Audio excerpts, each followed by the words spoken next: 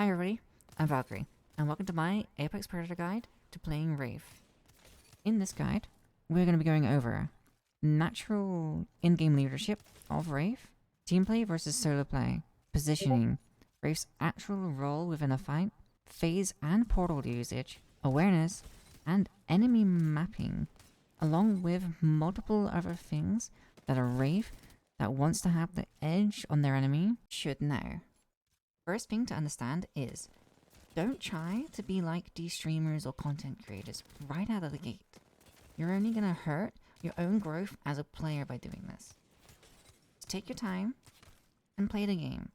To get a feel for how you play, to even see if Wraith is the legend for you. You may just want to play her or learn her because of those big name players that use her so effectively. On to the first thing. Wraith, at her core, is fundamentally an interdimensional skirmisher. She is meant to provide openings for her team to advance into the firefight, almost clear of all threats.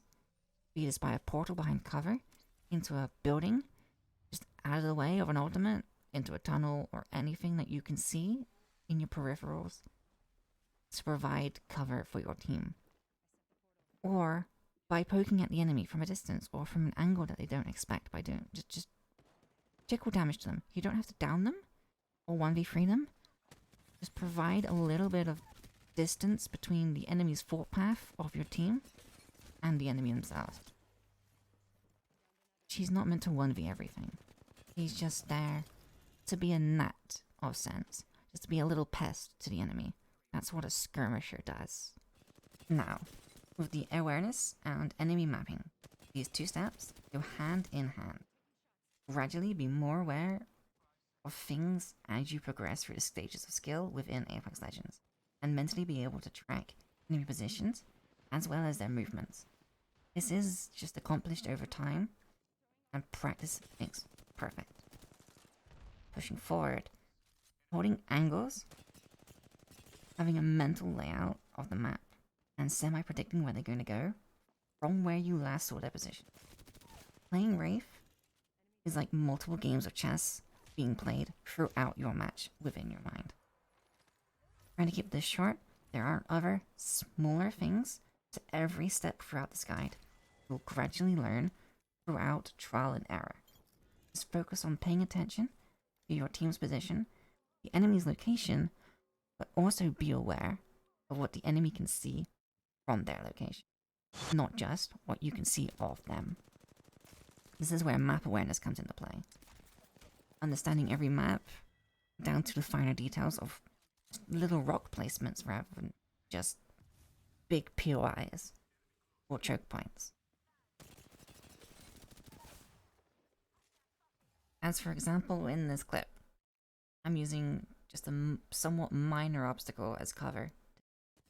I want to play around this smaller piece of cover, give them a false advantage. They feel like they have the advantage because they get the numbers and the position. Shoot at the Wraith to damage her to slow her down.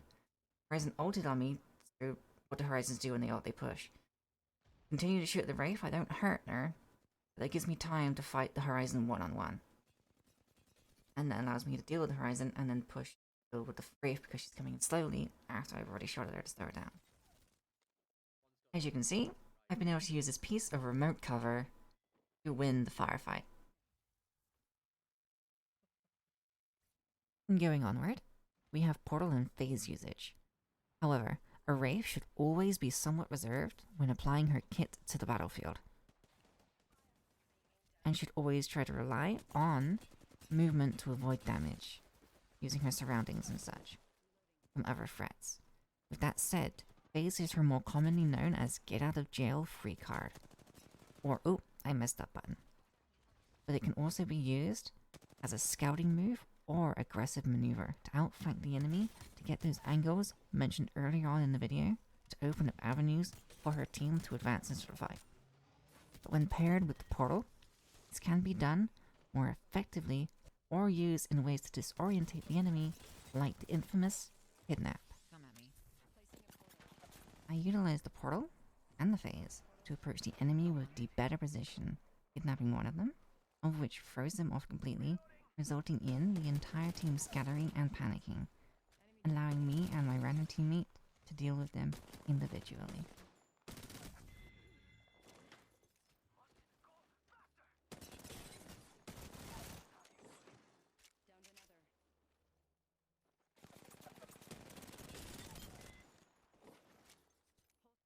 And now lastly, we have team play versus solo play. I, like many other high level players, recommend that you play no-fill and just full send almost everything to get a better evaluation of skill and to get better at the game in general. But to go for wins is a different story. Never be eager to die. Take your time and survey the fights going on. Track what teams have downs and what teams have what guns. And if you can fight them with what you have in the locations that is held by that team. Not saying to always go for third parties, but it is just a simpler way to progress as a solo player.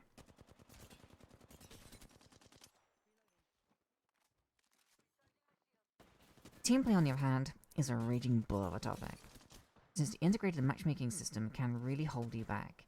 Not many players really know what it's like to play with a confident or established Wraith player. Either not follow up on damage that you're able to put out, or just not being aware of what's going on at all around them. This is where being Wraith can be a pain. You need to establish a form of coddling team. So basically slow yourself down for them to keep up, or just ignore fights or shots that you hear in the near distance, but be aware of them constantly to provide the best overall experience. So, a more in-depth dive for solos. This is hard mode on Apex. The main rule of thumb is if you tilt, get up, take a minute, let it out, and game on. Now, like before, I suggest going in solo, but in duos to build up your ability before taking on trios. Really hone in your overall game sense and player knowledge. This helps for team play too. But being able to appraise your foe's skill is a big key to what you can get away with during the firefight. Say, if they're not really hitting their shots, you can play a bit more confidently, push them more. Just be more aggressive overall. If they're hitting their shots, hold your angles. Play a little further back, make them come to you. Team play is similar to solo play, but can also be harder sometimes, due to the loot stage of the game. 70% of all players play Loot Simulator, going on to a shopping spree to die to the first opponent they come across. This can really hinder your progress in a match. But you can also give little hints to speed them up by using the ping wheel. For example, try landing close to the populated area instead of going deep, and looting up a small bit, to then hold the ping wheel and select the I'm going this way ping, just to try and coach them into going where you want to go.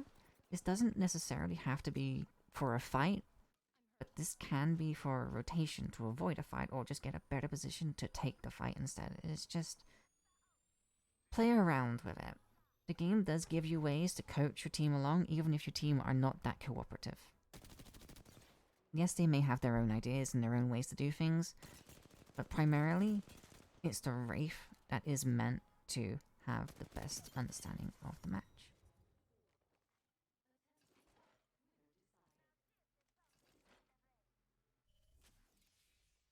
Thank you for watching my in-depth review on Wraith. All of this information I've gathered over 15,000 accumulated hours of playing Apex Legends. Roughly 10,000 of those on Wraith, with 100,000 overall kills on the legend herself. I do highly appreciate you watching this. I hope you learned something, and if there's any questions, feel free to ask me in the comments below. Or if you can catch me live on Twitch, I'll be happy to answer over there as well. Live in the moment, and maybe even give you a demonstration. And again, appreciate you for watching. Like and subscribe.